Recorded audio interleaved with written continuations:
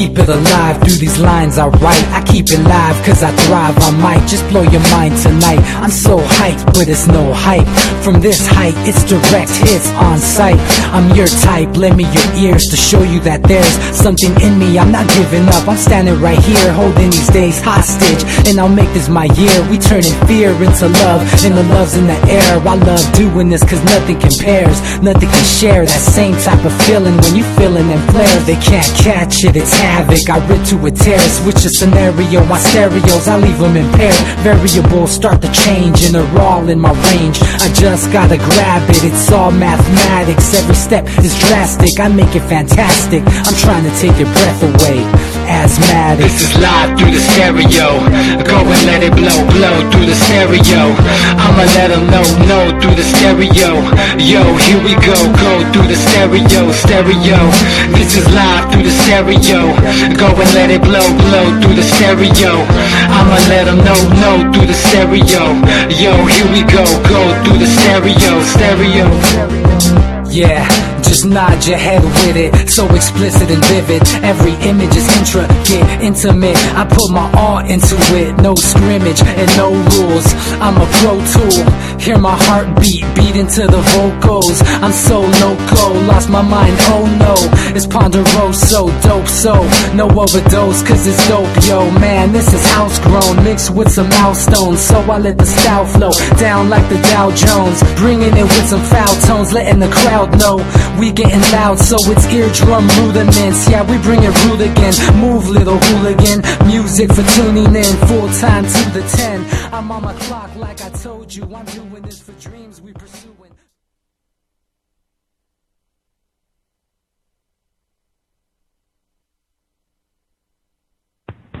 Hey everybody, welcome back to the Anti-Media Radio Show. Once again with your host, Nick Bernabe, here on ucy.tv or the antimedia.org/radio.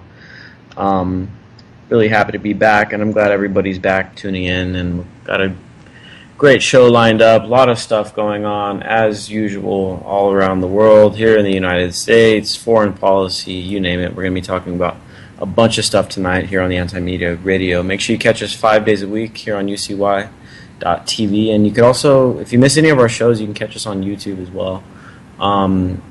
Just to stay up to date. We're talking about a lot of stuff going on week after week, show after show, Monday through Friday here at the same time. So make sure you keep track of everything going on, because some of these topics are, we've been talking about for a couple of years now, and they're just starting to manifest themselves and materialize. Really, really interesting analysis that we've been really staying on top of here at the Anti-Media on the geopolitical end of the spectrum. But anyway, with that being said, let me introduce my longtime co-host, DB Schwartz. What's up, man? Not much, Nick. Just glad to have made it through a ridiculous monsoon from last Wednesday that came out of nowhere and basically got me stuck, so I really couldn't call in or do anything, actually. So pretty interesting times up here where there's real weather. Yeah, it sucks for you, man. I mean, we're out here in San Diego. We're just dealing with a minor heat wave. It's like 85 degrees or so. And yeah, here on the coast, that is kind of a heat wave for us. I'll tell you what, though, I'll take the water any day over the drought. Yeah, true. Unless you got a major excess of water, which is unfortunately what's going on right now down in Louisiana, man. Really sad situation down in Louisiana. A bunch of flooding. From what I've read, there's like 10,000 people that have been basically forced out of their homes and are like now living in shelters, and then thousands and thousands of people have been displaced and stuff like that. So keep the same response. Where's FEMA? I'm sure they'll be there in a couple months to give out a bunch of messed up trailer park homes. Yeah, where is FEMA? That's a good question. These agencies are supposedly there to be answering to these issues, but they have no problem calling up the National Guard from Milwaukee, right? But it's a lot slower when there's a legitimate catastrophe going on. It's for some reason it's like the resources aren't there. But I mean, what kind of budget does FEMA have? I mean, these are billions and billions of dollars that this agency receives every year. Where the hell are they? Why aren't they helping people? It seems like a lot of people that are actually going out and rescuing people are just volunteers. People just grabbing a boat and going out there and helping people that are stuck in the flooding. Everyday heroes that are really out there doing what needs to be done. So that's the exciting thing. You know what happened after Katrina, Nick? Because I went the year before Katrina, and then I went like 5 years ago, and it totally wiped out all the mom and pop places. It just generally became like a chain, or just another chain. Even if you go down to the French Quarter, like there's chains there now, and there's big business there, and it quite literally washed away all the monopoly competition. And I have to think every time these things happen and more of these mom and pop places get wiped out and people lose their entire house and all their stuff and everything, there's no rush to help because there's too much money being made. Yeah, it's an interesting factor. I never really thought of it that way. But yeah, I mean, it's easy for Walmart to bounce back and rebuild and restock. It's a lot harder for a mom and pop business, and a lot of the insurance that people have, and especially it's really sad, people in flood prone areas, it's really tough for them to actually get flood insurance, or it's really expensive because it happens so often. In a lot of Louisiana, it's like below sea level and stuff, and that's why the flooding gets so bad out there.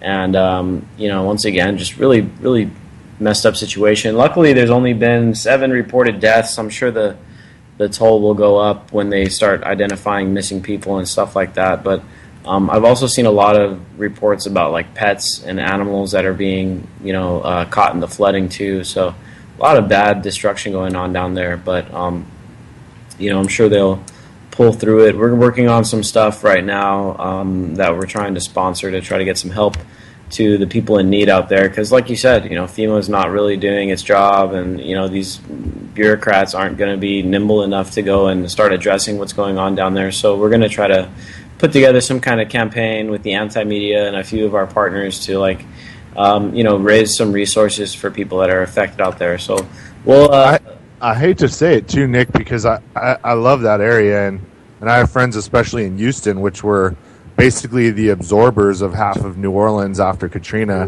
and their city grew exponentially and changed like overnight. And what you can see is that Delta land is just being reclaimed by the at this point the Gulf. Like there's not a lot we're going to be able to do to save Florida, to save most of that southern part of Louisiana. Like it's just going to come. You can only dredge so much. So I think they need to come up with a permanent solution to possibly superfund a lot of these southern states so they can give people money to get out of there. Yeah, and the sea levels are rising because of the climate is getting warmer and stuff like that. The climate is just getting more unpredictable, to say the least. I mean, of course, everyone's a skeptic, and we're heading to an ice age, Nick. Every time the planet heats up like this, and trust me, we have artificially accelerated it, there becomes a real ice age. We had the mini one in the 1700s where it was like 40 years of winter, where it was like 8 months a year where it was cold.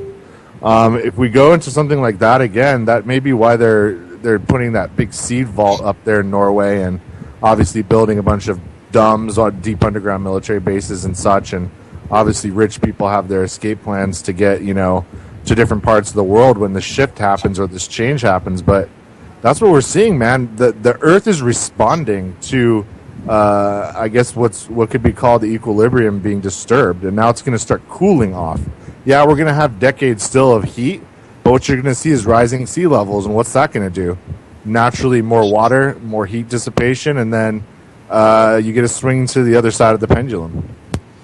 Yeah, I mean, in the longer term, I've seen some researchers talk about that, how we may be heading to an ice age, relatively soon. But yeah, in the near term, we're definitely dealing with, accelerated warming from a lot of the, pollution and just chopping down the forests and all this stuff that humans have done through the process of industrialization and all that stuff.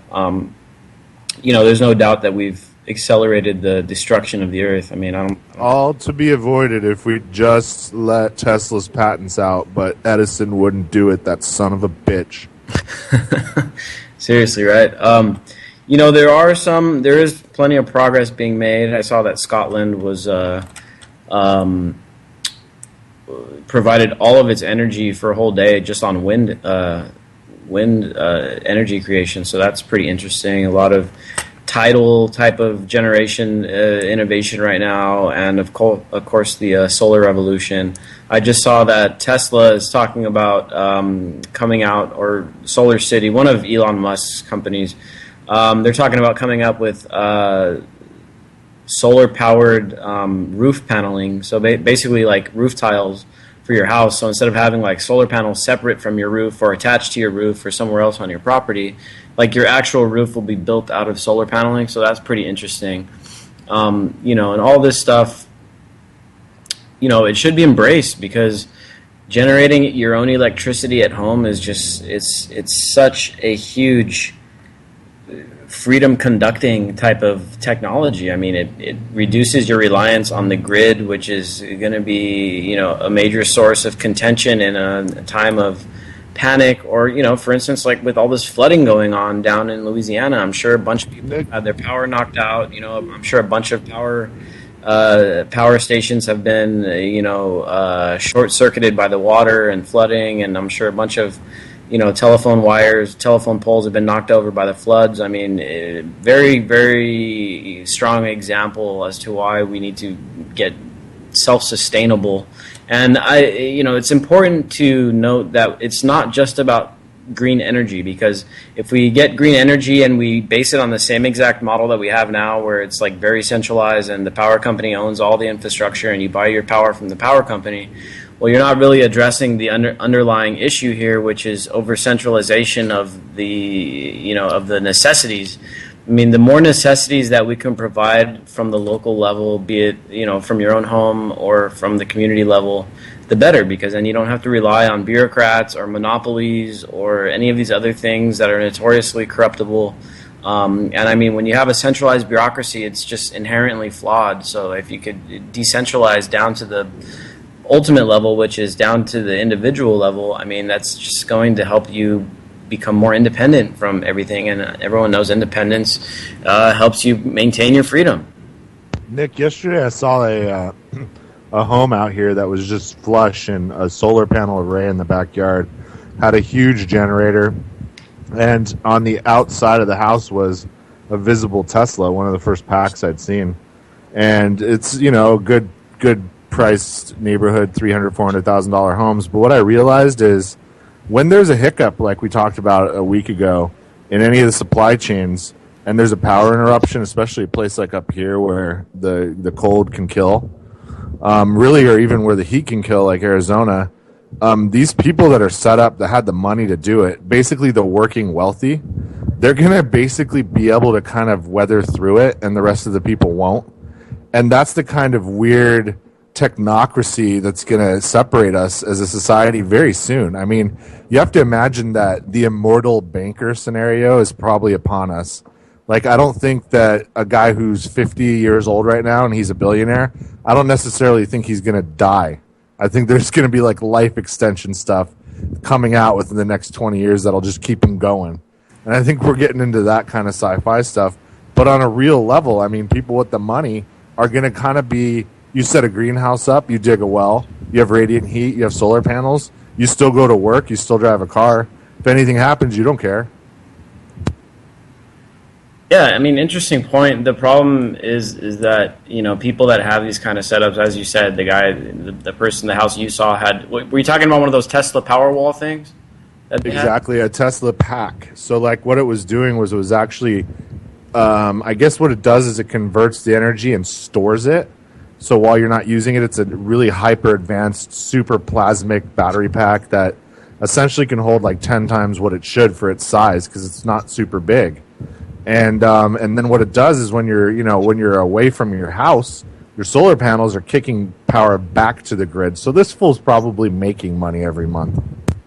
Yeah, those are really cool, and they're not too expensive either for the Tesla Powerwall thing. I think that's what they're like $3,000 or something. And so, like, while you're at work, it'll fully charge itself up and store energy, and then when you get home and the sun goes down, I mean, it's packed with energy, and you can use that all night, and it helps you get off the grid, basically. It charges right into the Tesla too, Nick, the Tesla car. So I mean, you're essentially off grid with, I don't know, maybe a couple $100,000 of investment, which it's within reach of a good amount of people. And I'm starting to see these setups happening where it's not more along the lines of like, oh, I'm going to be an urban survivalist and make it through an apocalypse. It's literally down to I'm making $200, $300, $400 a month back from the power company. This is how the wealthy get rich.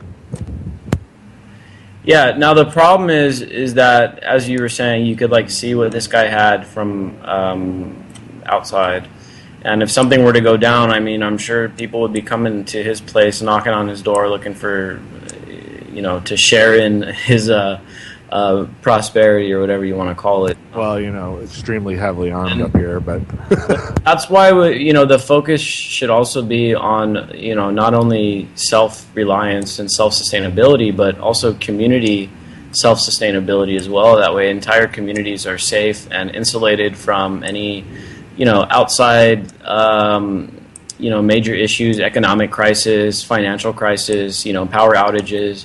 That way you can have your whole community protected and stuff, and you don't got to worry about being the only guy on the block with a solar panel, because then everybody's going to want to become charging their phones, or, that's in the best case scenario. Worst things can happen. Or get everybody on those setups. See, we have these early adopters, and they're showing people how it's done. Hey, not only are you impervious to the power grid, you make money back. Exactly. And, I can't stress it enough how important it is for this kind of decentralization to happen. I've got an interesting story here to continue this this idea of self-reliance. This was published on our sister site, undergroundreporter.org. In fact, DB, this is going down over near you're at. You may be aware of this. There's over 24 rural towns in southern Minnesota that were having trouble getting reliable internet connections from the corporate provider, and when they did get internet, it was slow. It was spotty coverage and stuff like that. They built a community-owned fiber optic internet network for their towns. So this is a really awesome development. Again, it goes away from this corporate model of highly centralized, and it goes into this kind of cooperativist idea where the communities can come together in common interests and can kind of, take care of the infrastructure that needs to be taken care of without relying on government handouts and without relying on these big corporations. One thing to note here is that these communities did all of this internet infrastructure without a single penny in government funding. They did it all themselves. It was essentially, crowdfunded, kind of, just like what is being done with like Kickstarter and these kind of ideas. But this was just done at the community level. They all realized that they needed better internet. A lot of these are like farming towns and stuff, very rural areas. And they were like, you know what, why don't we all just pitch in and build our own internet? And they did. And it's a lot faster than the crap that they were getting from the corporate provider. Yeah, Nick, yesterday I saw a satellite array in someone's backyard full blown. I mean, so now with that, you can get on the internet through the satellite, and then you're impervious to any local infrastructure at all. So there's plenty of World War II satellites out there that are just sitting there waiting for someone to retrofit them and jury rig them. I'm sure this guy got every channel in the world in his house. So, I mean, there's ways around it, and the technology's old. It's really old. It's actually, you kind of go back. I mean, you can get by with ham radios. They can't hack those. They can't block them.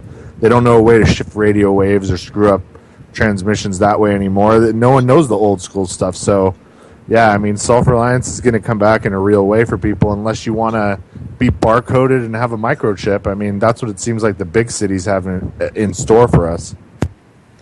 Yeah, and that's you bring up another good point. Is this is also a way to get around censorship and stuff like that. Again, moving away from this heavy-handed federal policies, whether it's on energy policies or energy monopolies or internet monopolies, or relying on the FCC and all that stuff. And now we're dealing with it with the TPP and how it's going to affect internet stuff. Decentralizing on the internet side of things is also good to protect freedom of speech and to really put the democratic process back into the hands of the people, because really that's the only way that we're going to take back any semblance of a democratic society is through economics. And the community is really going to have to be the source of a lot of these essential needs, as far as like if we're looking at power generation, water supply, food supply, and that kind of thing. The community level is really the place where we need to do the work. I mean, we don't need to vote for some politician that says he's going to do this or do that. I mean, the water part is the one that freaks me out the most, just knowing all you guys are so vulnerable to the Colorado River, the one place pumping it in, and you only have 2 years of supply if it stops. I mean, there's a lot of pockets around the world right now that are supplied by the denser rainfall areas, and they're completely dependent on that supply to keep pumping, and that's going to be used as a weapon one way or another. I mean, what is Nestle doing right now but not just draining out aquifers all over the country, and then the frackers come in and poison wherever that water used to be, and guess what? Now all the water's corporately owned. There's some communities like Flint where you cannot drink and they can't fix it. And I don't know if you've been keeping up on Flint, Nick, but Flint is a gut job for the plumbing supply of a city that's built on top of it. In other words, it can't be fixed. It's going to leach that lead until it all the way corrodes, and then there'll be no more plumbing system at all. So Flint as a whole city is already a Superfund site. Of course, they're not going to do that. They're not going to pay 200,000 or 300,000 people money to move out, but all those people are stuck, perpetually poisoned, and especially their children are very, very badly affected by it. And we need to come up with solutions. Like New Era Detroit's nearby. There's got to be ways where we can come up with, because there's plenty of rainfall in Detroit. They don't need the city supply. What they need is a community-based solution where people can start deep drilling wells on their property and going back old school again. I mean, Detroit is sitting on the Great Lakes. I mean, it's literally on one of the biggest supplies of fresh water in the world. I mean, yeah, the Great Lakes are all messed up and they've been polluted and stuff. But it's absolutely ridiculous. And you know, I'm sure everyone's heard about all those stories about Detroit. Now, Flint's kind of close to Detroit, but Detroit, all those people were having their water shut off and stuff, and they had all these huge water bills. And it's like, dude, these guys are sitting on the largest fresh body of water, one of the largest in the world, and they're not being able to get water. And what the hell is going on here? Obviously, there's a major issue here with the bureaucracy involved and stuff. And again, goes back to this problem with the water monopolies and the bureaucracy. Many places, especially big cities, their water supplies are governed by like elected officials, and it's all part of the government bureaucracy there that really decides how to distribute the water, how to charge for it, how to price it, and all that stuff. And like you said, the water, it's so important, and it's not something to be in the hands of either monopolistic corporations or dumb, bureaucracies. Now, the problem that we face around here in San Diego, where we're engulfed in this drought, I mean, they just finished building a desalination plant, which desalination, it's a controversial practice because it's so resource intensive to desalinate ocean water.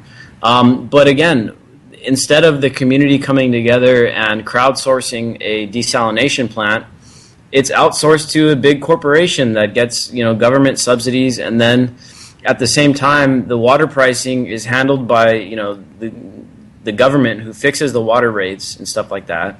And the same government officials that dictate these water pricing rates are heavily influenced by the lobbyists from this industry, and they're a monopoly that's unnecessary, Nick. Being in the business I'm in now, I start researching things like wells, and now there's forever wells where they're made out of composites that don't break down or decay for 1,000 years.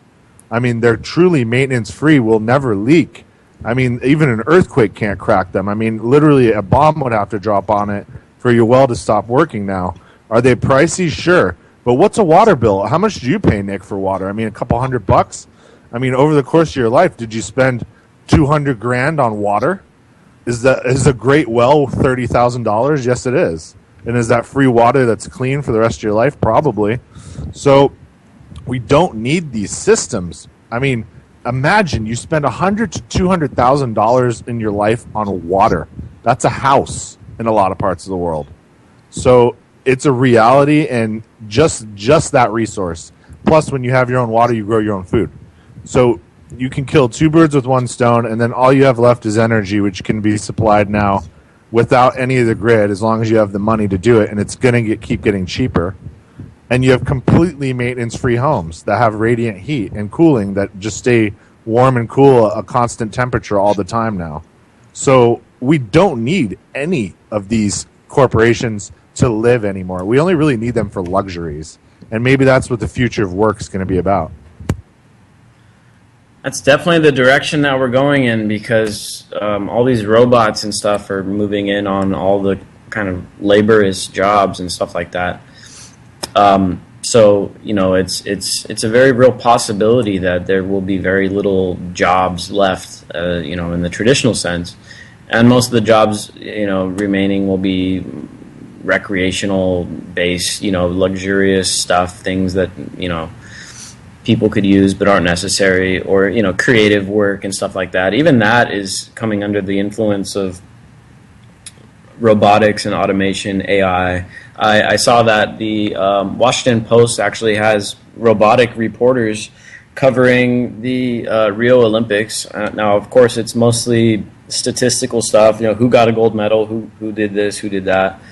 But even a lot of the creative work is going to be done by robots pretty soon. So that's going to be very interesting stuff. And this is one thing that these candidates aren't really addressing at all.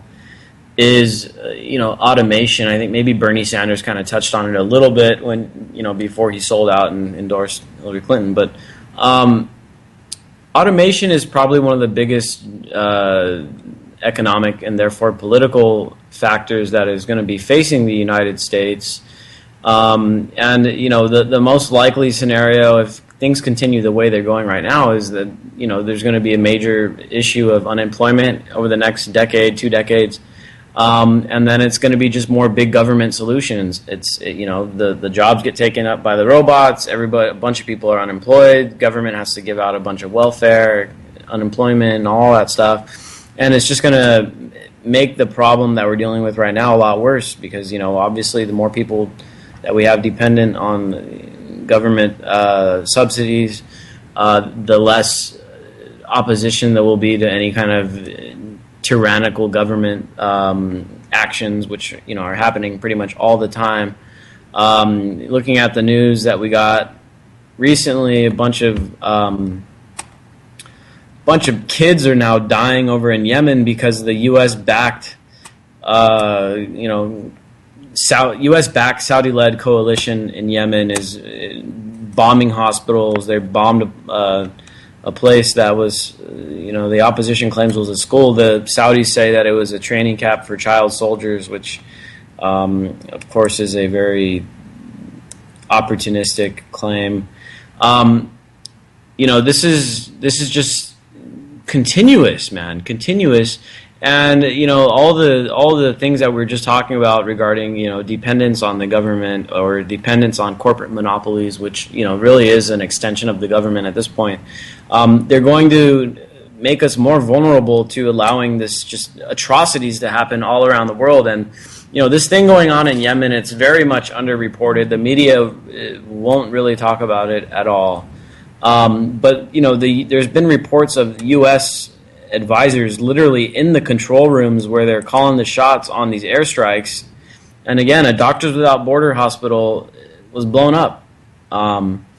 And all of this because the Saudis want to have their friendly dictator in charge of Yemen. And there's been a popular uprising by the Houthi rebels, which are now being backed by Iran and by proxy probably Russia. Again, this is another proxy war that's kind of like what's going on in Syria, except Yemen started off already in a much worse situation. Syria was like pretty nice at one point before this major civil war broke out. It wasn't, it wasn't a first world country, but it was, pretty nice. Bunch of big cities and a decent standard of living for many people. Yemen has been embroiled in conflict for a long time. Terrorism, suicide bombings. The U.S. has been drone bombing the place ever since, the start of the war on terror. Saudi Arabia has been maintaining basically a puppet government over there for a long time, and now, people got fed up and they kicked the dictator out. He fled to Saudi Arabia, and now these Houthi rebels are trying to take over the country. And the Saudi coalition with the U.S. technology, U.S. surveillance, including they're probably coordinating U.S. drone strikes now against the Houthis, as long as they can claim that it's against Al-Qaeda. I'm sure they're getting away with it. The interesting thing here with what's going on in Yemen is that basically what you have going on is the Houthi rebels are actually also fighting against Al-Qaeda and the other type of Sunni terror groups over there. So the U.S., again, is kind of aligned with the so-called terrorists that we're supposed to be fighting against in the war against terror, which is pretty much the same thing going on in Syria. But yeah, we've kind of aligned ourselves with Al-Qaeda in Yemen because Saudi Arabia and them, they share ideological principles, but they're both fighting the same battle, so they're fighting alongside each other. So, very little coverage of this, but it's just so hypocritical what's going on over there. And the media, once again, is just giving a pass to these atrocities and not really calling it out for what it is. I mean, I saw a bunch of, if you look on Google News right now, you'll see this reported where it says, hospital bombed in Yemen. I'm looking at a title right here from the New York Times. Airstrike hits aid group's hospital in Yemen, 11 killed. You click on the article, and you got to go like halfway through it, near the bottom, before you find out, it was Saudi Arabia that dropped the bomb. And then nowhere in the article does it say the U.S. is backing the Saudi Arabian bombing of these hospitals. So, the media is distorting the coverage here. I mean, I guess they don't want to humanize what's going on there, that the U.S. is, really supplying the weapons and the technology for this, what's quickly becoming a massive slaughter, just wholesale bombing of cities and schools and hospitals and stuff like that. And it's just Saudi Arabia is losing badly. They are in a conventional war because Iran's just a much. People don't understand. Like Iran and Iraq, when they had their war, it really did. What it did was it created the modern Iranian military because they're like, oh crap, if we have a problem with Iraq, we could get overrun by anyone. So it forced them to modernize, and now they're probably like the 5th or 6th best in the world. They're definitely, even though Saudi Arabia spends more, they're not nearly as good. So it's bad news, man, because if they invade Saudi Arabia, we can only assume they have nuclear weapons. I'm guessing they could have at this point bought them on the black market, something maybe when Russia broke apart or the USSR broke apart. So I have no doubt in my mind they may have a handful, if not more, and might use them to stop an advance of some of their cities falling to the Houthi rebels. Because the Houthi rebels are really the Iranian special forces and a bunch of guys that are just like over it. They're like, you're going to kill us anyway, so we might as well invade as deep into Saudi Arabia as we can. And they are, and it's not getting into the media at all.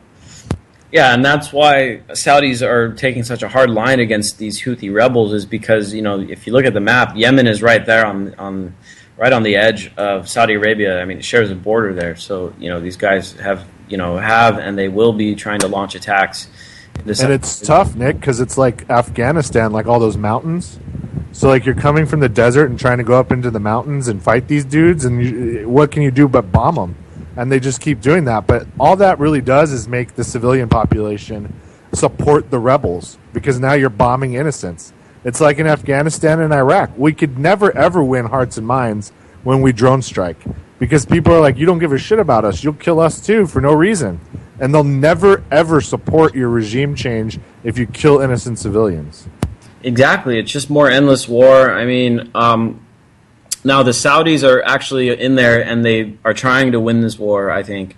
the U.S. and the military-industrial complex is sitting back, and they're just like loving the fact that so many bombs are being dropped, because every time a bomb is dropped, that's another sale.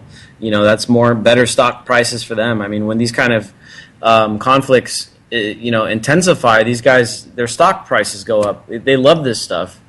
And now cities are being destroyed in Yemen, and these poor kids are just being blown to bits. And it's just really sad to see it play out, and it's really sad to see the media. I mean, they reluctantly cover this stuff. They reluctantly say today. I mean, let me see if there's more headlines here I could look at. Reluctantly, they cover the fact that a hospital was bombed in Yemen, but most of them don't even mention the fact that it was a U.S.-backed coalition that's responsible for it. And if you remember back when the U.S. Bombed that hospital in Afghanistan that was from Doctors Without Borders. I mean, Doctors Without Borders is pretty outspoken about U.S. foreign policy and this kind of indiscriminate or accidental bombing. That this organization is very critical. I mean, we receive their press releases and stuff. Very critical of anybody dropping bombs in the countries where they're operating. And, for these news reports to kind of obscure the fact that it's the U.S.-backed coalition, it's just really irresponsible. And it just goes to show that these media outlets really are doing what they can to keep the U.S. empire going. They don't want to be critical of it, at all. That the bombing of the hospital in Afghanistan, that was the U.S.'s, bombing. It took media outlets several days before they would actually put a name on who did it, and everyone's like, oh, well, we don't know.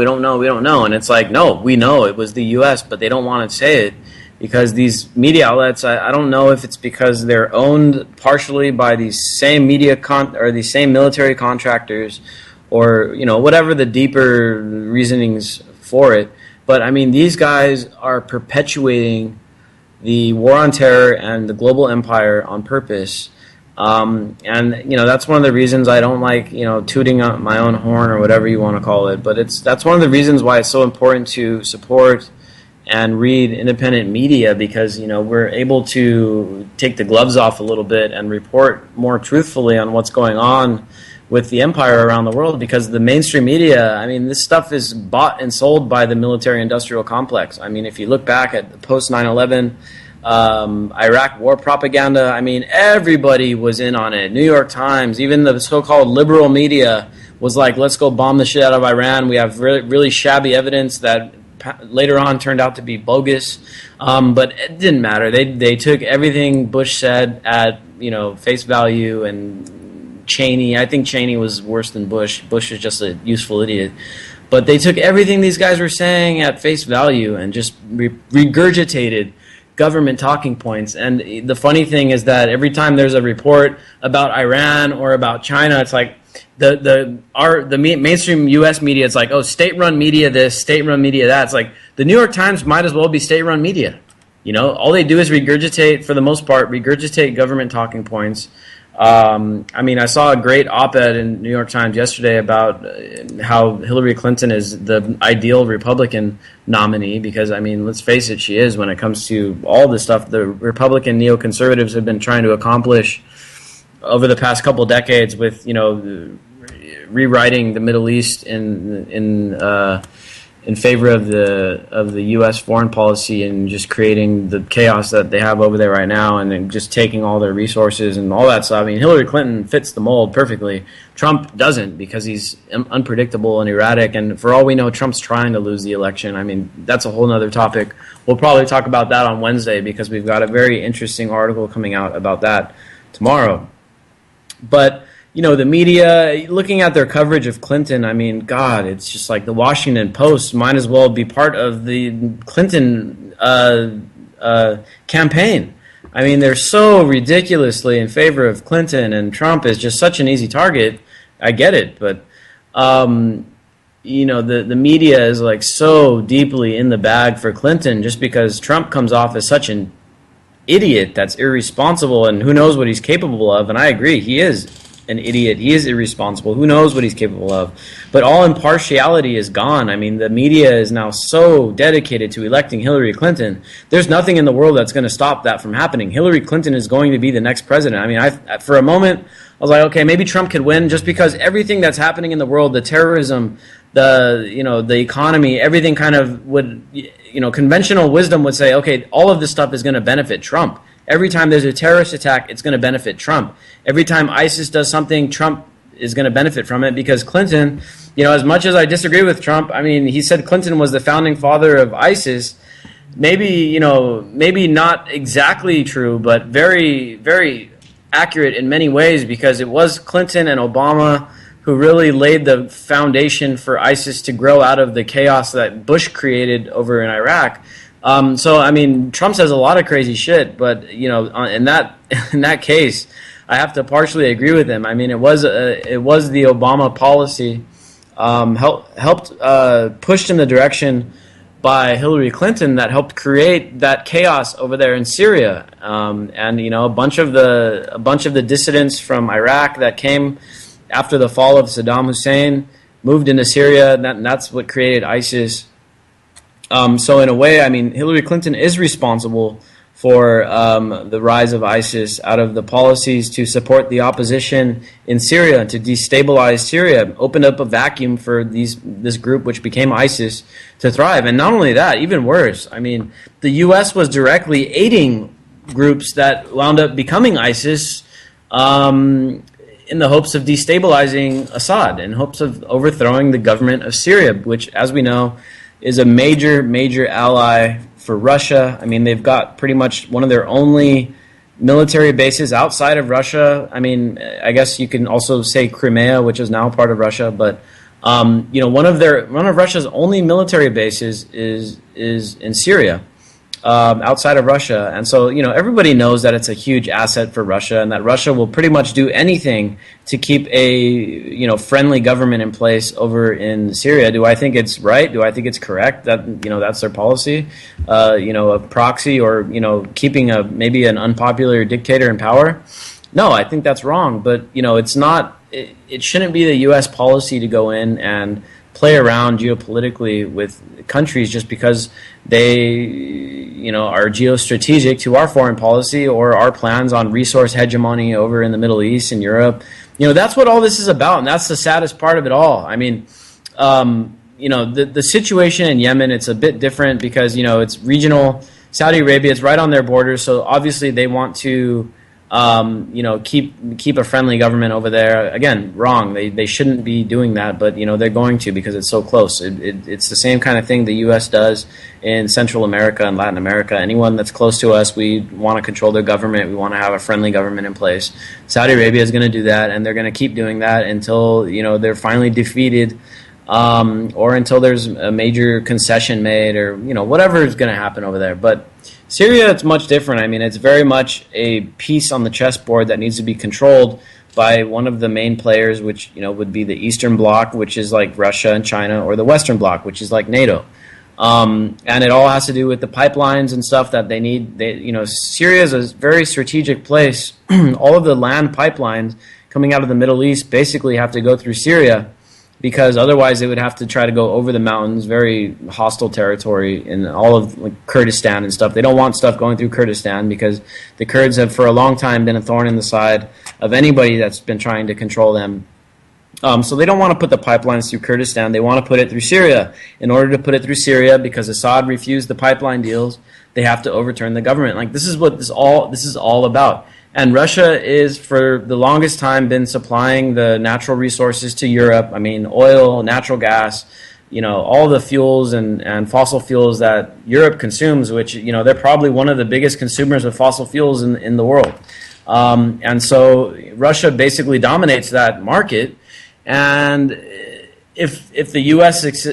and NATO is successful in overthrowing the government of Syria, well, then Russia loses its, pseudo-monopoly on the natural resources into Europe. And that's basically what this entire thing is about. I mean, Obama goes on TV and says that we need to support democracy and, spread freedom over there. That's all bullshit. I mean, you can't believe a word that they're saying because it's all bullshit. They're trying to topple that government, and they've been doing it for a long time. I mean, Saddam Hussein was just the first, part of the plan where they were going to go topple Iran and everything. But, Syria has to go first, and then Iran. So, this is all geopolitical stuff, and the U.S. is needlessly meddling over there for these resources. And, back to what we were saying at the beginning of the show and why it's so important to embrace decentralized, sustainable energy, because then they don't have to have power plays for oil in the Middle East. And then we could stop causing civil wars in places like Syria, which has now claimed more than 300,000 lives, man, and millions of people displaced. And now it's creating this rise of right-wing xenophobia throughout Europe because all these refugees are leaving Syria, leaving North Africa, leaving Libya, another place that we conquered. And they're all flooding into Europe, they're flooding into the United States, and now all this right-wing xenophobia is sprouting out. And all the xenophobia is just a side effect of the foreign policy. People don't have an unnecessary hate for Muslim people. They don't have just an innate hate for brown people from the Middle East. It doesn't come from nowhere. I mean, people are getting it because they fear that, there's going to be terror attacks, and there's been so much anti-Islamic propaganda ever since 9/11 because they had to dehumanize Muslims so they can get away with the Iraq war and all the atrocities that were going to come along with that. I mean, they knew what was coming, so the New York Times and everybody, all the media outlets had this Islamophobic agenda because it was all part of this dehumanization, and it was successful. And now people are, they look at Muslims as, terrorists, and you got refugees fleeing their countries that are being destroyed by U.S. proxy wars and Russian proxy wars. They're coming here and they're treated like terrorists. It's like as if the refugees are the problem, when in reality it's the global empire that is causing the refugee crisis to begin with. I mean, people are so short-sighted, and war has become so acceptable in the United States that people can't even look past, the boats landing here and bringing people, and they can't look and see why are people coming, and it's all a product of the global U.S. empire. It's crazy. I don't know if you checked out what Manar wrote, Manar Muawesh from Mint Press News, but on her own personal Facebook page, she was writing about how she'd moved back to Palestine when she was 9 years old and stayed there for 4 years, 9 through 13. So she got to understand what it really was, the actual, living through it and seeing what it was. And she asks in her post, will my son, who was born here in the Midwest, ever know what it was like? Will people here ever know what our complacency and our silent consent leads to around the world? Yeah, exactly, man. I mean, it's just incomprehensible what we are allowing to happen, be it in Yemen or, now we got troops in Libya. We're bombing in Libya, Somalia, Syria, Iraq, Afghanistan. All of the electioneering, they call it, going on in Latin America, whether it's in Mexico or in Central America or South America. I mean, we're controlling the governments down there. Most recently in Brazil, we helped in getting rid of the unfriendly, pseudo-unfriendly president and replaced the president with some corrupt, unelected official. We're going to start taking some calls. I got a couple people calling in. If you do call in, make sure you keep your microphone muted, and we'll come to you based on your area code. But we do have a caller right now from 636 area code. How's it going? You're on the Anti-Media Radio. What do you want to talk about? Hey, man, I want to talk about how Hillary Clinton, she's just a really good liar. I mean, that's all there is to it, man. She's better than Donald Trump at putting a face on the TV, you know what I'm saying? People think she cares about Muslims or Mexicans or black people, man. I guarantee you, off the TV, she's worse than Donald Trump, man. Yeah, even the Secret Service said she abused her husband. You know what I'm saying? They said they heard him getting assaulted by her when they were in the White House back when he was president. That's all it is. She's just a better actor than he is. He's just straightforward, says what needs to be said. She just puts on this fake face on the TV, Yeah, man, great point. Really good point. I actually wrote an article a while back about about why Hillary Clinton is actually responsible for the rise of Trump, because the stuff that Trump says, the reason that it's resonating with people is because policies that Clinton has basically either voted for or carried out, whether her time in the Senate when she voted for the war in Iraq, or whether her time at, as Secretary of State where she helped engineer the Syrian civil war or the overthrow of Gaddafi in Libya. These are things that created these refugee crises that Trump is now capitalizing on. And so various ways, Clinton has caused the rise of Trump. The other thing is her support of NAFTA. I mean, looking back during Bill Clinton's administration, Hillary Clinton was a huge proponent of NAFTA. And if you look at the immigration crisis coming out of Mexico, it came from the decimation of the farming peasant industry down in Mexico. It used to be a huge, diverse farming community, all the corn and stuff that was grown in Mexico. That industry was destroyed after NAFTA was put in place because the U.S. subsidized a bunch of crops, and so the U.S. growers were able to supply it much, much cheaper than the Mexican growers were able to because they weren't subsidized. And so NAFTA opened the window for us to decimate the farming community down in Mexico. Where do you think all those farmers are trying to go? You know what I mean? They weren't trying to just sit around and starve to death to go homeless. They were like, well, we got to look for greener pastures. They started coming up to the United States. So I mean, that's one factor where Clinton has really helped Trump on this whole deportation, restricting immigration, building a wall. I mean, that's where Trump gets it from, is from NAFTA, and that's why it's working, because of all the immigration. Couple that with the fact that the U.S. economy has been in decline, and especially after the 2008 crisis, we've never fully recovered, and manufacturing jobs are no longer really an American thing. I mean, all that stuff has been shipped either down to Mexico or it's been shipped off to China and other places. That's where all the manufacturing is done now. I mean, we still have some manufacturing here in the United States, but even the little manufacturing that's left, it's being automated. It's all going to be done by robots in the very, very near future.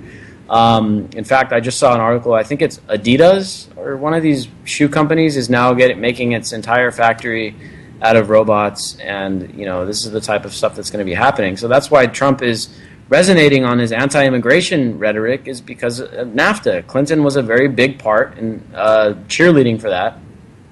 I have a clip. What's going to happen if the TPP goes in and Clinton gets in? Do people realize all manufacturing's gone in this country?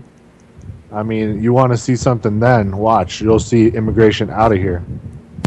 Exactly, man.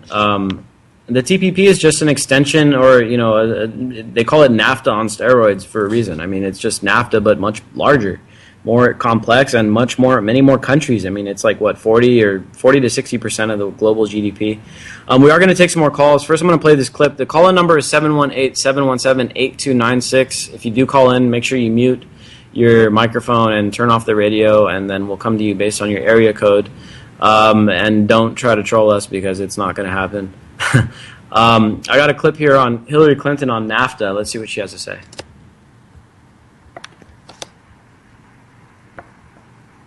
Critics blame NAFTA for the loss of manufacturing jobs in industrial states, including Ohio and Pennsylvania. I have been a critic of NAFTA from the very beginning. Clinton helped get NAFTA approved. She held at least 5 meetings to strategize about how to win congressional approval. She helped the White House block opposition from labor and environmental groups, and she was the featured speaker at a crucial meeting. Participants in that event said, quote, her remarks were totally pro-NAFTA. There was no equivocation for her support for NAFTA at the time. It is not enough just to criticize NAFTA, which I have, and for some years now. I have put forth a very specific plan. Neither of us voted on this. That wasn't something either of us got to cast an independent vote on. I didn't have a public position on it because I was part of the administration.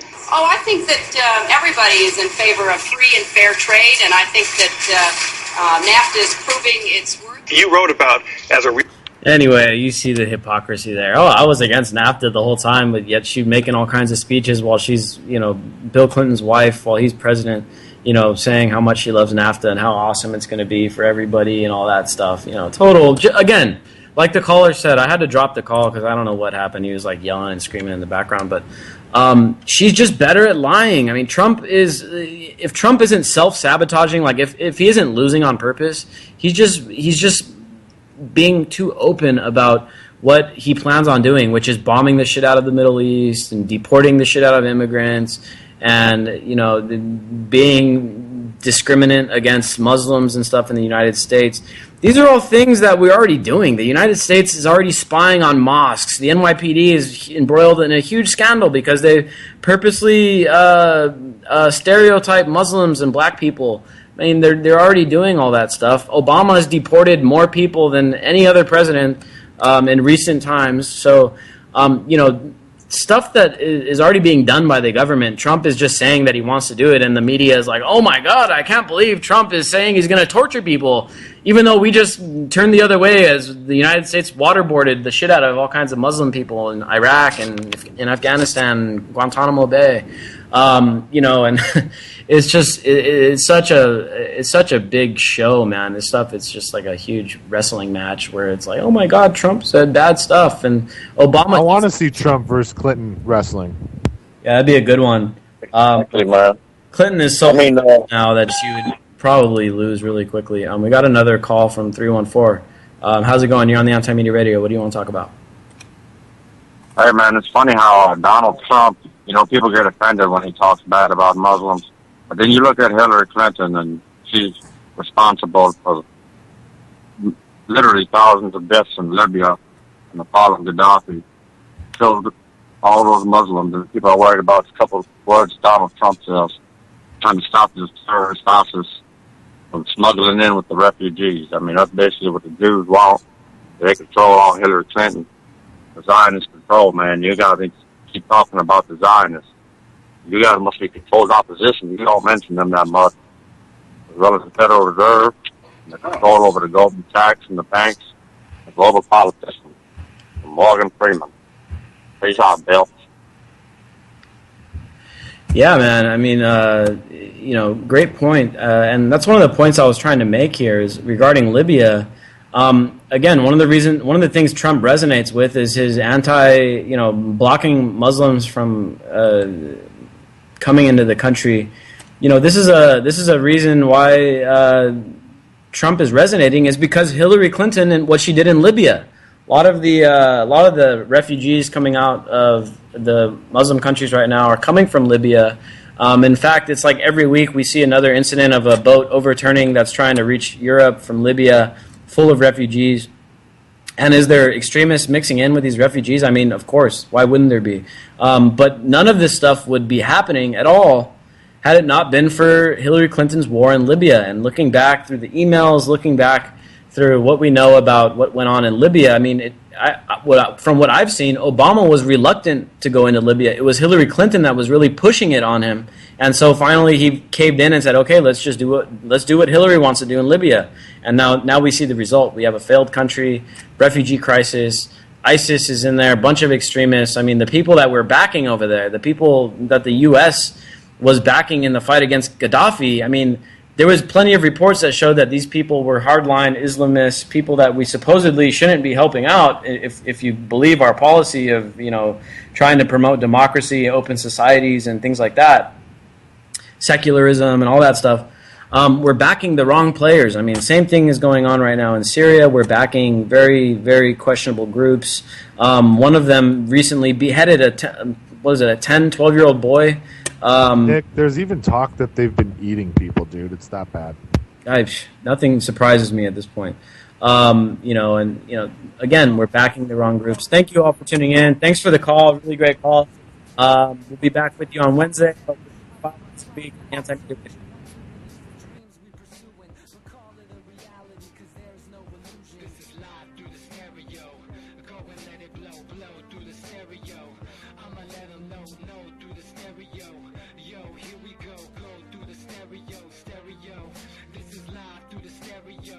Go and let it blow through the stereo. I'ma let them know through the stereo. Yo, here we go through the stereo.